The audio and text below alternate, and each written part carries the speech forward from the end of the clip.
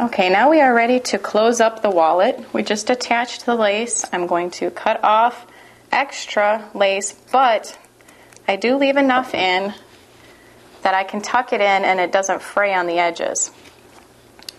So what you do, just tuck it up, and then you want to tuck this up and make sure that your Velcro is going to hit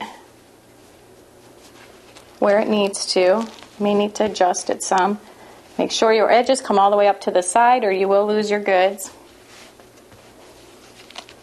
Once we're sure, go ahead and throw in a pin to hold it in place. I usually just put one pin right in the middle, and then I'm going to sew on the edges and sew these two pieces together with my lace tucked in.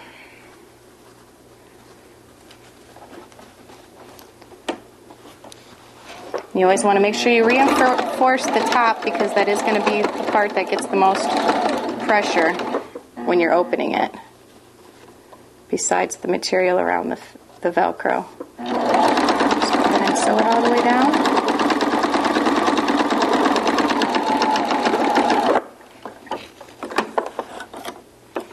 And then you do the same thing on the other side. You can start at the top or the bottom. It doesn't really matter as long as you make sure it's still pulled right.